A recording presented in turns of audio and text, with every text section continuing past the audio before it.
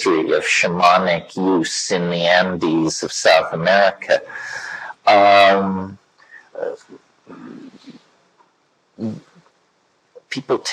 You can be a strict constructionist in the matter of psychedelics, or you can cast your net widely. There are many substances in nature which alter consciousness, either stimulate or sedate or create more ambiguous and spectacular effects. I would describe the effects of datura as a deliriant.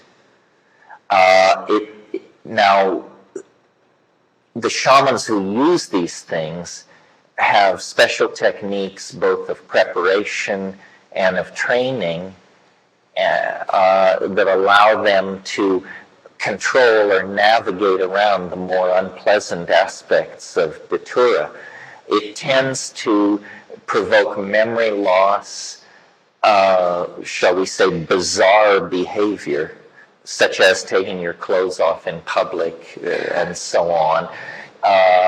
And it creates a general ambiance of uncertainty about the nature of reality. And what I mean by that is you talk to people who aren't there, you smoke cigarettes that aren't there, you answer phone calls when you're standing in the woods. From the outside, it looks pretty hooked up, you know. But some Aboriginal and native traditions have managed to tame this, at least in the shamanic context. I guess in this matter I'm a kind of strict constructionist in that when I say psychedelic, I have something very specific in mind that a substance or a plant should do. It should not inhibit clarity. In other words, not episodes of forgetfulness, lack of memory, passing out, or confusion. It shouldn't interfere with that, and it should transform thought. And it should be accompanied by visual hallucinations with eyes closed. That's what I love. That's what I live for. Now, people have said to me, you're some kind of a vision chauvinist. It's true, and usually the people who were saying this were people who were great enthusiasts of LSD. LSD, I would never argue, is not a psychedelic, but you have to take massive amounts, and usually in combination with some other substance like hashish or mescaline, in order to elicit from LSD what I'm after, which is cascades of Niagaras of visual beauty in darkness with eyes closed. I have had deep psychological insights on LSD. I have had creative breakthroughs. I have had bonding experiences, but I found it difficult to get the visions like I wanted them. And the best I worked out with LSD was I would smoke as much Afghani hash as I could at the top of the trip, and then it would do the thing. In fact, it would do it. The thing that led me to psilocybin, or to grow mushrooms and explore that, was the descriptions of Wasson and the early workers that it was easy to visually hallucinate. And I had read the earlier accounts of Havelock Ellis and people like that, and it was about, if you've ever read in, I think it's The Dance of Life, Havelock Ellis's description of mescaline, he talks about alien buildings, jeweled ruins, fantastically efflorescent rainforests growing and transforming before his eyes. That's what I was after. I wanted not a disturbance in the optic nerve. Like on LSD, you get those little things that look sort of like fans that creep across the walls. That's more like something in the visual cortex than something in the mind. It seems to me, and I was fascinated. And who isn't? I mean, I never hear this question discussed, but to me, it was the obvious question about these visions: was where do they come from? How can I be astonished by the contents of my own mind? And astonished over and over again. Where is this stuff coming from? And I looked at Jung, and I entertained the fantasy of extraterrestrial contact, and I still haven't answered this question. But I think it's a question which the critics of the psychedelic experience haven't wanted to deal with. If you read the psychedelic literature, you can tell what psilocybin does to heartbeat, sperm count, perception of tone, on and on. They never talk about the real content, because it's always individual. And they say, well, science can't handle individual phenomena. We measure the properties of large numbers of people. Well, that hopelessly flattens the thing.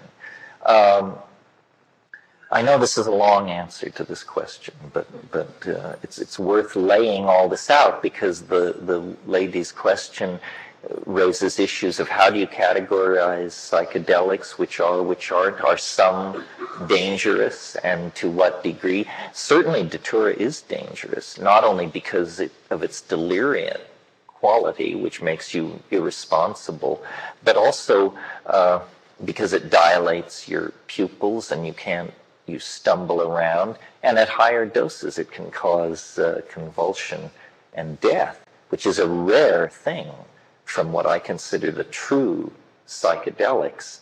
There is, if we want to take an excursion here for a moment and learn a little pharmacology, there is, if you're going to talk about pharmacology, there's one concept that you should get straight, and that's called LD50. It means lethal dose 50.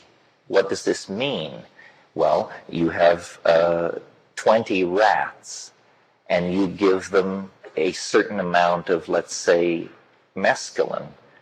When half the rats die, that dose, expressed as milligrams per kilogram of body weight, is called the LD50. And when pharmacologists assess the danger in a drug, they ask the following question: what is the ratio of the LD50 to the effective dose? And if the LD50 of a drug is only 20 times the effective dose, that's considered an incredibly toxic, dangerous, and dubious drug. A good drug is a drug where the LD50 is 200 times more than the effective dose. In the case of LSD, the LD50 for man has never been determined. That's how safe LSD is. And we're talking about lethality here, not, But so and so people say, well, are there unsafe psychedelics? And yes, you just look up the LD50s, line them up, and see which have the better ratios. By that measurement, by that standard, LSD is the most desirable. But the LD50 of psilocybin is very impressive. You can take 100 times the effective dose of psilocybin and expect to live. Mescaline, not. Mescaline has a bad profile. As an amphetamine, if you took 20 times the effective dose of mescaline, you would probably die. Of course, an effective dose of mescaline is nearly a gram of pure material, 700 milligrams. If you took 20 times 700 milligrams, you would be taking almost a complete, nearly 2/3 of an ounce of mescaline. And why should you survive? After all, stupidity does have consequences. But really, people always ask the question, are psychedelics dangerous? and they mean physically dangerous. What should be said, and it's recently been pointed out to me that I don't say it very often, is that the biggest danger with psychedelics is that while you are in that open state, some moron will mess with you and either lay a suggestion or plant an idea or manipulate. Why should you survive? After all, stupidity does have consequence. But really, people always ask the question, are psychedelics dangerous? And they mean physically dangerous. What should be said, and it's recently been pointed out to me that I don't say it very often, is that the biggest danger with psychedelics is that while you are in that open state, some moron will mess with you and either lay a suggestion or plant an idea or manipulate you or scare you or turn you in a way that you wouldn't ordinarily go. And this is why psychedelic etiquette means knowing your tripping partners. People who take psychedelics with strangers at high dose do come back with wild tales to tell, but I don't think you can do that over and over again without having some horrible thing befall you. My mind is not, some people seem more resilient. I am not. People often ask me to trip them. And I won't, and it's not because of concern for the legal system or the fact that I am not licensed for psychotherapy or any of that. It's because I can't stand it when people come apart on psychedelics. I am, if you're interested in this subject or if you share my sensitivity, read Carl Jung's little book called On the Psychology of the Transference. And then you will understand. In fact, that should be a standard tome for trippers. Understand the transference. Understand what it is, how to fight it, and this is psychic martial arts. Your psychic health will be immeasurably improved by understanding the dynamics of the transference, which is quite simple. The book is not that thick. Now to answer the lady's question, when I took Datura, I had reality distorting strange. And if I had been a personality of a different sort, I might have followed it deeper, but it appeared to me to be ambiguous and evil. Not evil, maybe evil. What happened to me was, this was in Nepal years and years ago. Nepali shamanism is based in part on Datura, the taking of the seed capsules. An English friend of mine who had the room next to mine took it, and I took it in my room. And it was a situation where to get to the facilities, I had to walk through his room. And he and I were friends, but we had a very slight rivalry going for the attention of a woman. And I think this woman was not aware that either of us was interested in her, but we were both aware that the other one was aware. And midway through my trip, I decided I had to go to the bathroom, and so I stepped through into this guy's room, and they were in bed together, having sex. And I guess I went outside, and then the next morning, after sleeping many hours, I encountered the guy, and I said, how was your trip? And he said, it was wonderful. And I said, yes. Well, I saw. And he said, what did you see? And I said, well, I saw that you were with Julieta. And he said, I thought so too. But she wasn't there. And So, what conclusion do we draw from this? That this stuff is, well, I'll tell you what took me off it finally was about a week later, there seemed to be a rash of this datura taking moving through the traveler community there in this little Nepali village where I live. And about a week later, I was buying tomatoes in the market, and I encountered a different person, but this English friend of mine. And he told me he'd been taking a lot of datura. And I said, oh, well, that's interesting. I took it. I don't think I'll be taking it again. And as the conversation developed, I realized he thought we were in his apartment. And we were not. We were in the market. And, this tells you it's time to dry out. Anyway, I use that as a springboard to different subjects. You were very patient. Next question? I hope I can remember what my question is. It's a test. I agree that there's something sort of mysterious about where these psychedelic effects come from, and I refer again to the sort of classic psychedelic psilocybin LSD. But the fact that you generally need to take a substance or a drug, it's a material thing, does, in some sense, sort of go in a strange way to reinforcing a pretty basic scientific, almost mechanistic view of the universe. And I just wondered if you had thought about that or have any comments. Well, let me try to convince you otherwise. I mean, I see what you're saying. You're saying that because this transformative, possibly spiritual experience is causally connected to the act of taking a matter of a certain type into your body, that it seems to argue for the materialist proposition that mind is an epiphenomenon of the functioning of brain and so forth. Am I restating it right? Well, yeah, sort of, but I wouldn't necessarily go so far as to say that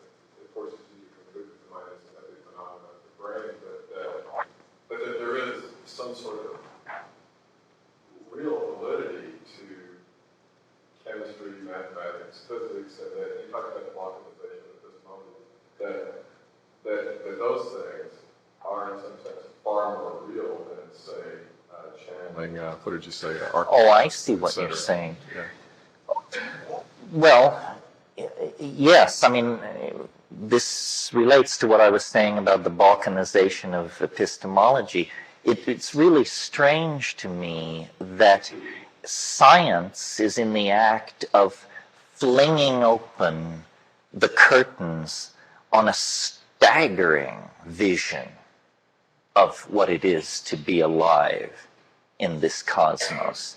I mean, we now can look back through the Hubble and other telescopes, 13 billion years to within 600 million years of the primary explosion that presumptively created this universe. Meanwhile, we're tearing open the nature of the human genome, the nature of the heart of the atom.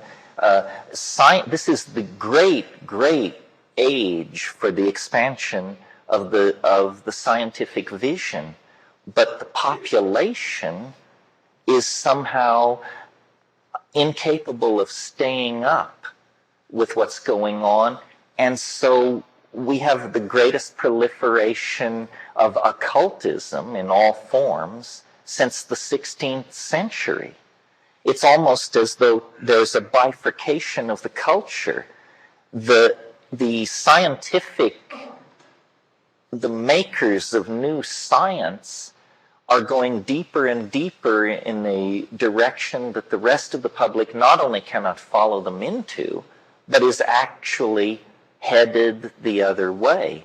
And it's a condemnation of our educational system, that people have not understood that science, for all its flaws, is the only tool for understanding the nature of reality that has any kind of track record whatsoever.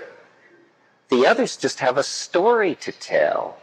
The Buddha story, the Jesus story, fine stories, but that's all they have is a rap. The amazing, you see, why is science different? Somebody could just say, well, but isn't it just a rap? Well, it is, but it plays by slightly different rules than these other explanatory systems. Science is the only explanatory system where you get points for proving you're wrong. You form a hypothesis, you publish a paper, then you do further experiments. You discover your conclusions in paper A were completely wrong. You retract paper A and issue paper B, and your fellow scientists say, this guy does very good work. These are careful thinkers. You can bank on these people. They're not flaky.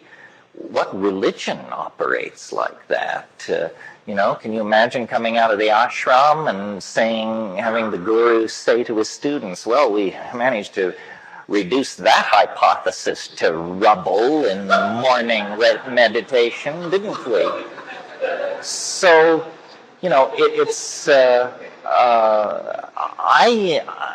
and then let me return to answer that question based on my original misunderstanding of it. And I would say this, it is no reduction of the psychedelic experience to say that it is caused by drugs because they are material atomic systems and therefore we know all about them. Every electron is the yawning mouth of a wormhole that leads to quadrillions of higher dimensional universes that are completely beyond rational apprehension. Matter is not lacking in magic. Matter is magic. So when you hear these people like David Dennett and all these talk show materialists running around, these people haven't gotten the news that's coming out of quantum physics. You see, there's a problem, or let me describe to you the state of play here. The way science works is science respects fidelity of theory to experimental results. What really thrills a scientist is when you have a theory that makes a prediction down to 5 or 6 decimal points, and then you perform an experiment and it's spot on down to 5 or 6 decimal points, and then everybody involved in what's going on has extremely high confidence that they're on the right track. Well, now only one science is ever that good. Physics, macrophysics. Chemistry, it's good, but it's not that good. Ecology, biology, demography, these are pretty loose. They play with numbers, but it's a fig leaf. And by the time you get to sociology or something like that, these clowns have just snuck under the tent and should actually be shown the door and put back outside with the card readers.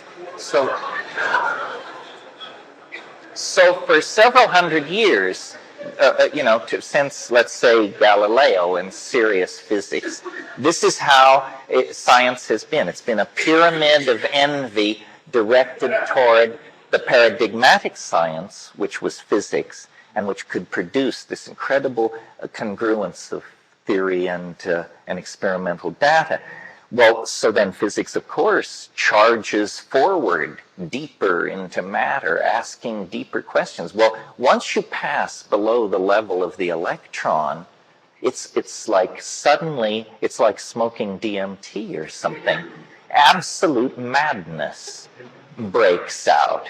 Where before you had these wonderful theories and they were feeding back this data, now suddenly you have backward flowing time, You have particles which appear magically on one side of an energy barrier without apparently crossing through it. You have non-locality, which seems to imply that every particle that exists is somehow magically connected with every other particle. We now have quantum teleportation, we have black holes, we have singularities. And don't be fooled, folks. What is a singularity? It's just a place where you agree that the rules are canceled because you don't know what the hell else to do. And it's fine, you know. It used to be in physics that they had one singularity. It was called the Big Bang. And so you say, well, one singularity, essentially what science is saying is give us one free miracle, and then we can run it from there. But the theory of special relativity then introduced the concept of black holes. And of course, black holes are enormous gravitational masses, so massive that neither light nor information can leave them. And what do black holes have at the center of them? Well, a singularity. Well, how many black holes are there in the universe? 10 high 14. That's a lot of singularities if you're trying to produce a theory without singularities. I mean, essentially, that's an admission of total intellectual defeat. My God, if there are 10 high 14 singularities, you're not even doing science. You just might as well be, you know, channeling Atlantis or something. So, it troubles me because I think this stuff is rich. That physics is feeding back, and that ultimately a model of consciousness will come out of studying the deeper levels of the behavior of matter. But the conclusions are all going to support the non-scientific, non-rational factions. In other words, Bell non-locality is real. All matter in the universe is in contact with all other matter through some kind of higher space based on their original connectivity. Quantum teleportation is a possibility. These violations, backward flowing time, and violations of rational casuistry are all real. In other words, science, meaning physics at this point, prosecuted its agenda of deconstructing nature to the point where it let loose the elves of madness, paradox, contradiction, and peculiarity, and that can now never be put back. I mean, the dirty little secret is that at bedrock, the universe is more like a DMT flash than it is like an 18th century garden party, as we were previously assured by the practitioners of science. So I think that's enough ranting on that subject. Yeah. If you want to ask a question, I guess what the consensus of the group is to go and stand, or I'll point to you. The reason we didn't originally say go and stand is because if you get a nut in the line, there's a certain fatedness to their eventually getting to the microphone, which if I am sensitive enough in the pointing out process could never happen. So this is we're trusting that you're That's why I got up here early. Yeah, good, okay. Thanks for being patient. Thanks, Terence. I had a technical question, but I think it's an interesting one and maybe important. Your name has become identified with the date 2012 because you have said that at a certain moment in the year 2012, an event will take place of tremendous or even infinite novelty. And this is based on your work on what you call the time wave and novelty theory and so on, which seems to indicate that around that date, something extraordinary will happen. And you confirm this by saying that, interestingly and synchronistically, perhaps, I'm not sure whether that's what you appeal to, but you say that The Mayan calendar also points to precisely the same date. And number three, you say that at that time also an astronomical event will take place, namely the conjunction of the winter solstice with the galactic center, an event which only happens every 25,000 years, roughly 26,000 years. So the last time that happened, our ancestors were painting bison on the walls of caves. It's a long, long cycle, this precession of the equinoxes that brings the winter solstice around the circle of the zodiac every 26,000 years. And you say that this is going to happen again in the year 2012. What my question is concerned with is that third element, namely this precession of the equinoxes in the year 2012. As you know, the galactic center is not on the ecliptic, is not on the zodiac, but is a bit above it. And so the sun on the winter solstice will never be in conjunction with the galactic center.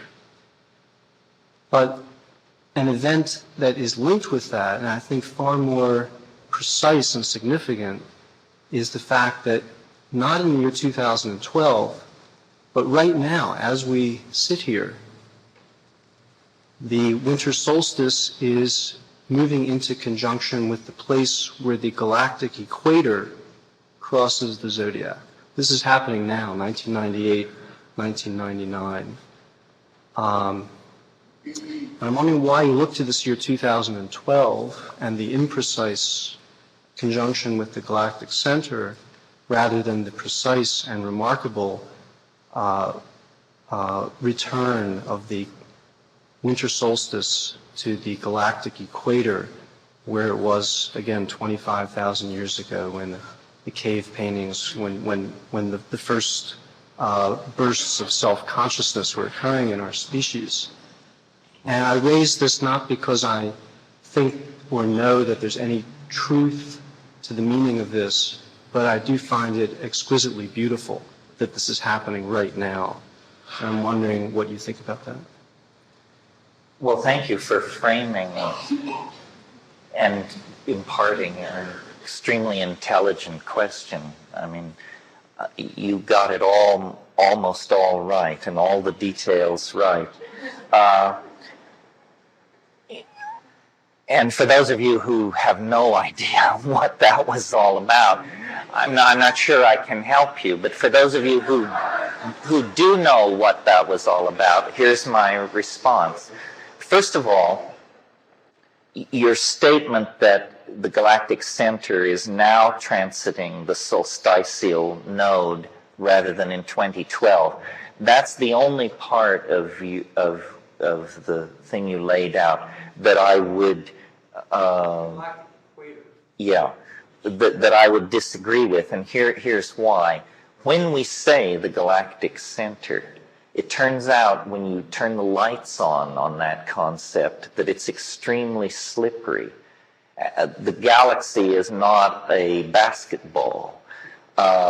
It has a center of mass, which we can't determine from where we are because we're out on one limb edge of it. It has a center of luminosity. It has a volumetric center. I mean, how do you in fact even define what the galaxy is? Because at its outer edges, it feathers out into extragalactic space. Now, what we're arguing over here is a difference of 12 years. If we accept the premise that we're trying to locate a point in time where this conjunction of the galactic center and the heliacal rising of the solstitial sun occurs.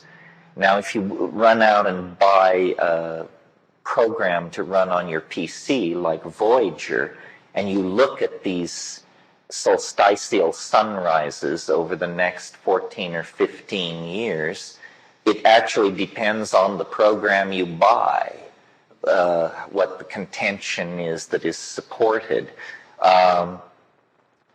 This is a deep subject, very interesting, raises issues of bioastronomy, archaeoastronomy, galactic dynamics, complicated issues. A book has come out in the last 6 months called Maya Cosmogenesis 2012 by John Major Jenkins. He's a fine scholar. I wrote an introduction to the book, but he, over hundreds of pages, can educate you and bring you up to speed about these issues. If the Maya had never existed, we would still be looking at the end of a millennium based on the Gregorian calendar. Now, we tend to say, well, you know, that the Gregorian calendar is out of sync with the Maya, that if there is a collective unconscious, then the European mind somehow made a sloppy download of it, because the Gregorian calendar is off-keyed the Mayan by 12 years. But on a scale of 1,000 years, that's a difference of 0.12% or something. In other words, and on a scale of 1 billion years, what is being off by 12 years?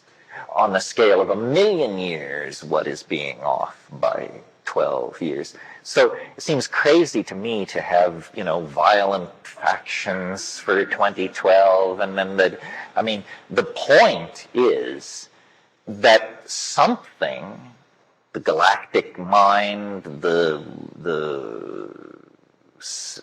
intelligence of the species, the integrated Gaian and galactic entelechy, something is trying to deliver a message. And it is writ large, this message, in our largest systems of defining and understanding time. We are at the end of a cosmic cycle. You can say 1,000 years if you're a Gregorianist, or you can say a 5,300x year cycle if you're a Mayanist, or you can say a 26,000 year cycle if you're a processionist. But the point is, we are there. We are there. We are in parking orbit around the eschaton. And, you know, it permeates our lives. All you have to do is sit down, smoke a bomber, and look. And it's there, you know. It is pregnant. We are pregnant with this eschatological breakthrough. And, you know, people want it to arrive in the form of ships the size of Manitoba hovering over the Oval Office, perhaps offering oral sex, I'm not sure. But you see, we are such ephemeral creatures in time. We're like mayflies or something, mayflies who only live for 7 days. In other words, our temporal window perception is so extreme. I mean, people say, well, nothing much ever seems to happen. Well, 100 years ago, there were no movies, automobiles, airplanes, telephones, internet, atom bombs, antibiotics, DNA, you know, it's endless. So in the space of, and yet people say, well, nothing much ever seems to happen, you know. An incredible ability to not register radical change seems to be a precondition of existing in the presence of radical change. Now, for those of you who care about my theories in this area of mathematics and deconstruction of the I Ching and analogizing to the Mayan calendar, it is a mathematical game. It is an intellectual game. I discern patterns in nature that cause me to believe that science, which I recently praised, has overlooked in very important aspects of reality that you don't need an atom smasher or a DNA sequencer or a probe to Ganymede to register. And what do I mean by that? Science has overlooked two aspects of nature that as you sit here, I believe you can hear my case and that you will find in my favor. Here's what it is. The first thing which science has not taken on board is the fact that as you get nearer and nearer the moment in time that we call the present, things become more and more complicated. Now that may seem like a trivial statement, but there's no reason for the universe to work like that. Why does the universe go from simple to complicated? Why do you get, at first, moments after the Big Bang, an ocean of free electrons at such a state of temperature and energy that no molecular bonds can form? Atomic systems can't even form because the bond strength is overwhelmed by the thermal energy in the system. Then it cools down and atoms condense, a more complicated thing than electrons by orders of magnitude. Further cooling, further nuclear cooking of the most primitive elements, hydrogen and helium, in gravitationally aggregated masses called stars, cooks out the heavier elements. They emerge. They were never seen before until fusion began to occur in these hydrogen masses. You get, at first, moments after the Big Bang, an ocean of free electrons at such a state of temperature and energy that no molecular bonds can form. Atomic systems can't even form because the bond strength is overwhelmed by the thermal energy in the system. Then it cools down and atoms condense, a more complicated thing than electrons by orders of magnitude. Further cooling, further nuclear cooking of the most primitive elements, hydrogen and helium, in gravitationally aggregated masses called stars, cooks out the heavier elements. They emerge. They were never seen before until fusion began to occur in these hydrogen masses. And these fusion processes cook out iron, sulfur, carbon. Bingo! Carbon, molecules. Now, an order of magnitude in their complexity greater than atoms, as atoms are compared to electrons. And then, and I'm compressing 13 billion years of emergence here into 30 seconds, then out of the molecular soup you get long-chain polymers. Out of the long-chain polymers you get molecular transcription systems, i.e. prebiotic stuff. Out of that you get non-nucleated DNA. Out of that nucleated DNA. Out of that membranes, organelles, organisms, higher organisms, differentiation of tissue, our dear selves, culture, language, technology, and the eschaton. Now, why this is so obvious, leaving out the eschaton, if you like, that all the rest of it is totally self-apparent. Why doesn't science take that on board as a major problem in the description of nature, the emergence of complexity? Well, you ask a scientist, they say, well, you see, these are separate domains of nature. How atoms become molecules has nothing to do with how animals become human beings. This is bullshit.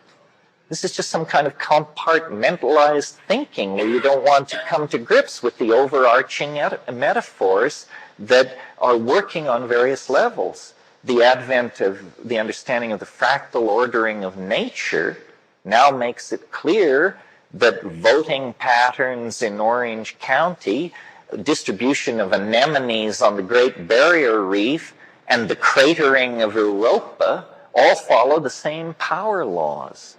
So, that's the first thing which science has staring in the face and has never taken on board. Now, I said there were two things. The second thing is related to the first. A double shot of espresso, you're really getting your money's worth here. The second thing, which science has taken on board, has refused to take on board, is that this process of complexification that I just described to you, as you approach the place in time called the present, happens faster and faster. That was not necessarily implied by the first observation. The first observation was simply that there was a process which was moving from simple to complex. Now we have the concept of a process which is ever accelerating as it moves from the simple to the complex. So more and more happens as you approach the present. And since these processes have been running since the Big Bang, there is no argument to be entertained that they will reverse themselves suddenly. No, they're not going to reverse themselves after 13 billion years. Duh. So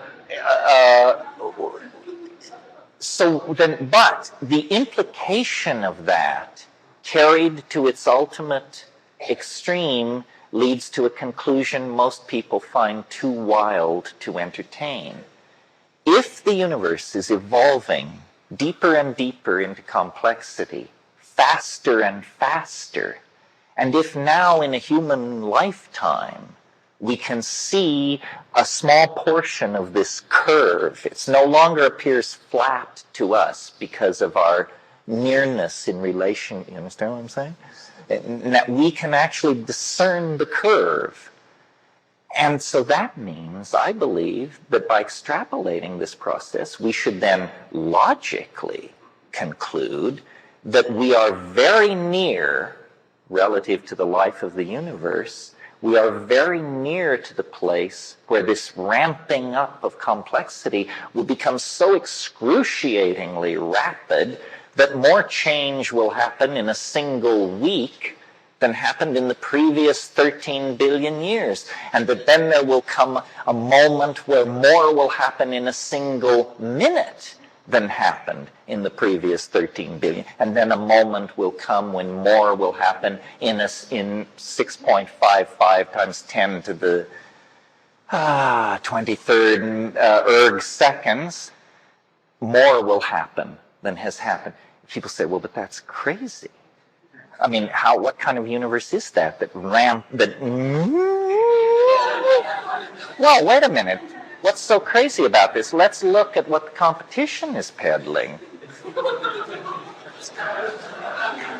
What the competition would have you believe is that the universe sprang from nothing in a single moment for no reason. Well, now, whatever you think about that theory, in the interest of being awake, please notice that that is the limit case for credulity. Do you know what I mean by that? I mean that if you can believe that, you can believe anything. That is the most improbable proposition the human mind can conceive of. I challenge you to top it. I know the Scientologists think God is a clam on another planet, but I don't think that tops this idea that the universe sprang from nothing in a single moment for no reason. That's article of faith number 1. I say, no. This, if we're talking about universes that spring from nothing, if we're going to talk like that, then surely such universes occur in a situation of great complexity. In other words, if we're going to look for an enormous eruption of emergent phenomena, an enormous, sudden, unexpected download of novelty, we shouldn't look in a domain of zero space, zero time, zero energy, zero anti-entropic organization, that's the worst place to look. That's the least likely place where such a singularity would spring out. Where should you look if you believe in this Jabberwock, this chimera, this particular beast? Where should you hunt this snark? You should hunt it in domains of immense complexity, where you have matter, energy, light, chemistry, language, machines, people, cultures, intentionality, minds. And if you throw all that stuff together and shake it up, it's maybe not a sure thing that you will get a singularity, but you're certainly betting right. You've figured it out. So I think that science is extremely hostile to the idea that the universe is complexifying and complexifying more and more rapidly. Why? It's just a historical issue. It has to do with the fact that 19th century English biology was extremely hostile to what it called deism. Deism was the reigning religious paradigm of the 19th century, and it's the idea that God is a clockmaker, and that God made the universe and wound it up like a clock and went away. And what irked Darwin and Lyell and those people was the idea that the universe has a purpose. You see, they thought that if it has a purpose, this somehow means there is a God, and they weren't up for that. They were trying to build rational science into a tool for understanding nature. I think we have grown beyond that, and it's foolish to wear those tight 19th century high-button shoes. We can believe that the universe is following an organizational vector. We can believe that the universe is under the influence of a strange attractor. We can believe that the universe is pulled toward a future denouement, as well as pushed by the unfolding of causal necessity. We can believe all of that without evoking the 19th century concept of God. Now, why do I spend so much time on this? And, what's so great about all this? Here's what's so great about all this. If you will join me in this belief that the universe works as I have described, it's an engine for the generation of complexity, and it preserves complexity, and it builds on complexity to ever higher levels. If you entertain this, guess what happens? It's like a light comes on the human condition. Who are we in my story? Well, first let me tell you, who are we in science's story? We are nobody. We are lucky to be here. We are a cosmic accident. We exist on an ordinary star at the edge of a typical galaxy in an ordinary part of space and time. And essentially, our existence is without meaning, or you have to perform one of those existential pate douze where you confer meaning, or, one of these postmodern soft shoes. But if I'm right, that the universe has an appetite for novelty, then we are the apple of its eye. Suddenly, cosmic purpose is restored to us. We left the center of the cosmic stage in the 13th century and haven't been back since. But this idea says, no, people matter. You are the cutting edge of a 13 billion-year-old process of defining novelty. Your acts matter. Your thoughts matter. Your purpose, to add to the complexity. Your enemy, disorder, entropy, stupidity, and tastelessness. And so suddenly then, you have a morality, you have an ethical arrow, You have contextualization in the processes of nature. You have meaning. You have authenticity. You have hope. You have the cancellation of existentialism and positivism and all that late 20th century crapola that people used to entertain back in the old days. So that's why I am so keen for the idea of novelty, because it seems self-evident.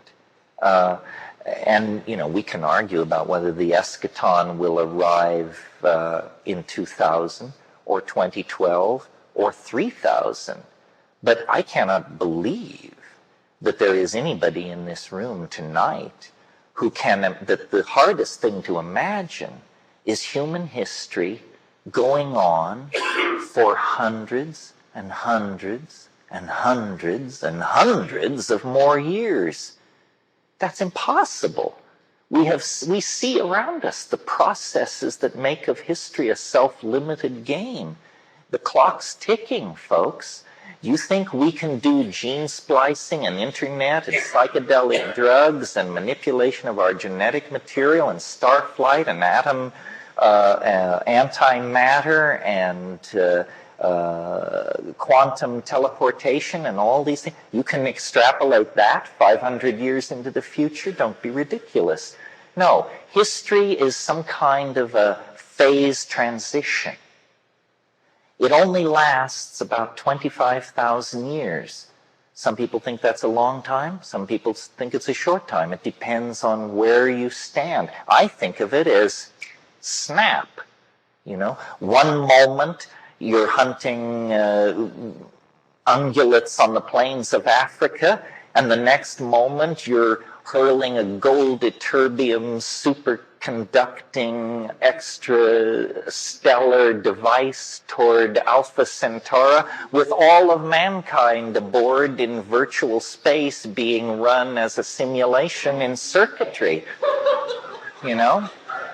It's just first the one thing, then the other thing. But now history, which lasts 25,000 years, is this weird period where you're neither fish nor fowl. You're not the hunting ape anymore, but you are not yet the 16-dimensional digital god, And in that transition phase, there is confusion, there is angst. But now we're at the end. I maintain anybody who's peddling angst and peddling pessimism and peddling all this stuff is just, that's so 2 minutes ago.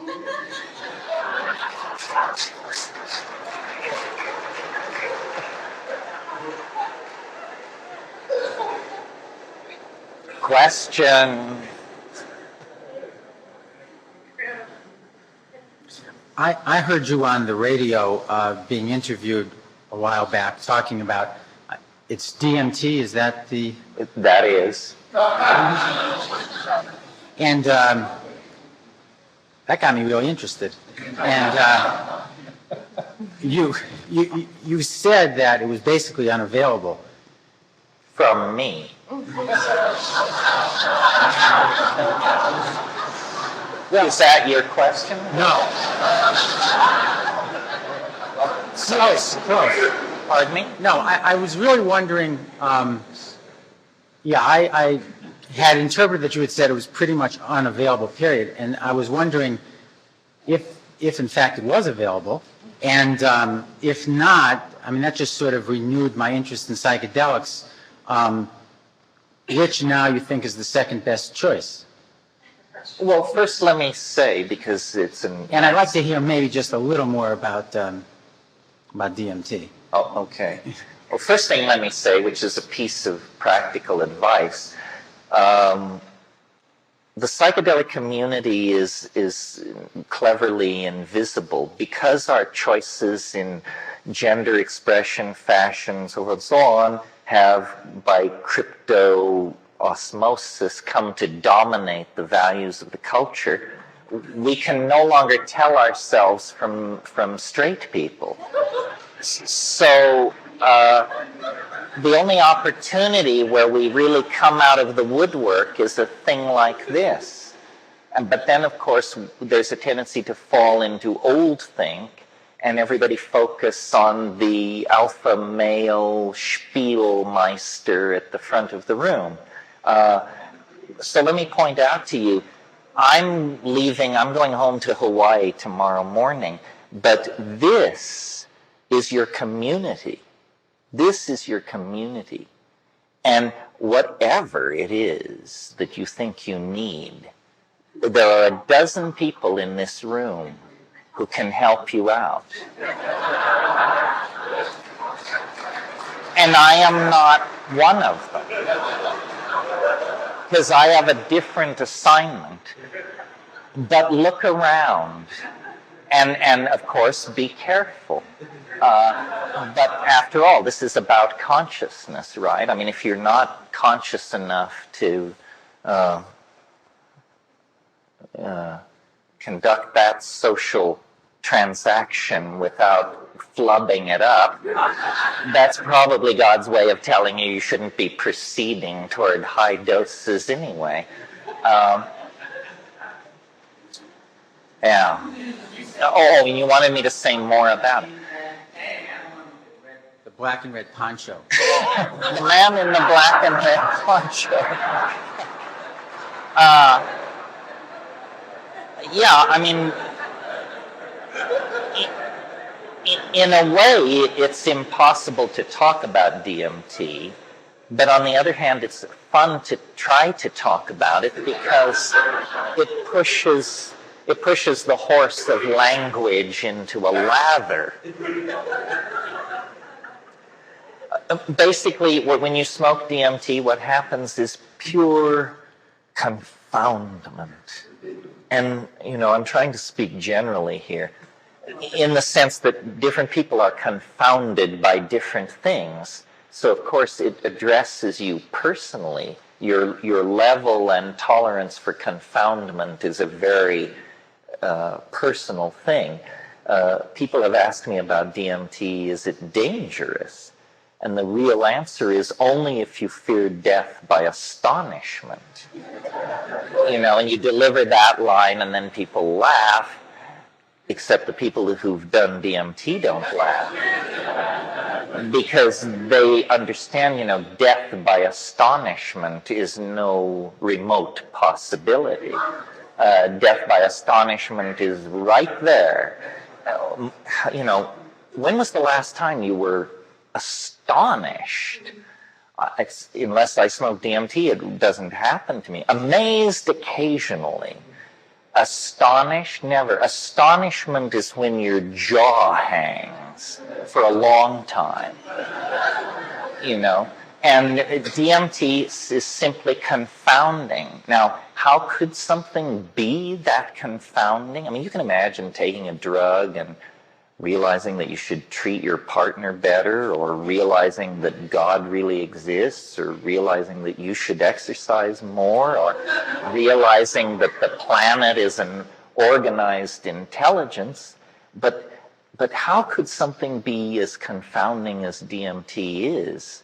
Well, I think the answer to that, and it took me a while to get to this, is that the reason it's so confounding is because its impact is on the language forming capacity itself.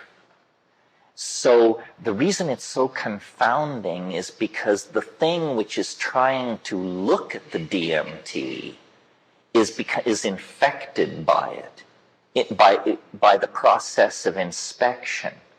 So DMT does not provide an experience which you analyze. Nothing so tidy goes on. The syntactical machinery of description undergoes some kind of hyperdimensional inflation instantly, and then you cannot tell yourself what it is that you understand. In other words, what DMT does can't be downloaded into as low-dimensional a language as English. And so you're like, I remember a B movie I saw when I was a kid, and it was set somewhere in Mexico, and there was a big swamp, and there was a dinosaur in the swamp, and at one point this campesino who encounters the dinosaur comes rushing out of the swamp, and the patron of the ranch is there, and this terrified guy is there in this serape, and he can only point to the forest and sort of make a croaking sound, and that's what English allows you to do with the experience of DMT. You just come down a sputtering mess if it works. You just come down saying, my God, it's not what I thought it was. This is after you've done it 20 times. It's not what I thought it was. It's not what I can think it is. It's something, and to me, it's a miracle, because my intellectual arrow and how I brought myself up in terms of all these things was, I am a rationalist, and I am interested in testing and verifying and proceeding to define truth by non-exotic means. In other words, no archangels, none of that. And as I matured intellectually, I began to eliminate mystery from the world. I'd look into some spiritual discipline, conclude, no, that's a bunch of crap. I'd go to some teacher, conclude, no, this guy is a weasel. I sought the weird, but with an attitude of critical skepticism. And I assumed blithely that with this flashlight, I would soon prove there were no elves out there in the darkness. Turns out, no. This is the way to proceed, because stuff which is malarkey will be exposed as malarkey instantly. You just go to the guru and you say, what can you show me? And if the guy wants you to sweep up around the ashram for a dozen years or so, you say, no, I'm out of here. But when you get to DMT, it delivers. It delivers. It is as strange as anything can be. It is, it is not only stranger than you suppose as you sit here, it is stranger than you can suppose. And what makes me wild about this is, we're not talking about something that you have to go 500 miles up a jungle river and live with primitive people and study techniques for 30 years and control. We're talking about something which, if I had a pipe loaded with it in my hand, each one of you would be 30 seconds away from what I'm talking about. Well, you've tripped, and you lived in Paris, and you went to Trebizond and all these things, but nothing like this ever descended. But it's so near. It's not attained by practicing tantric techniques or building up it's none of that. It's just near, very near. One toke away is this absolutely reality-dissolving, category-reconstructing, mind-boggling possibility. And I feel like this is a truth that has to be told. I'm like the campesino running out of the swamp and saying, over here, the orange thing, do that. All right, that's enough about DMT. You got to take hold here. Thank you very, very much. Thank you.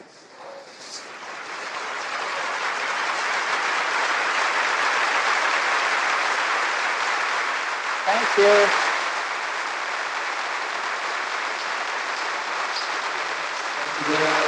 Thank you.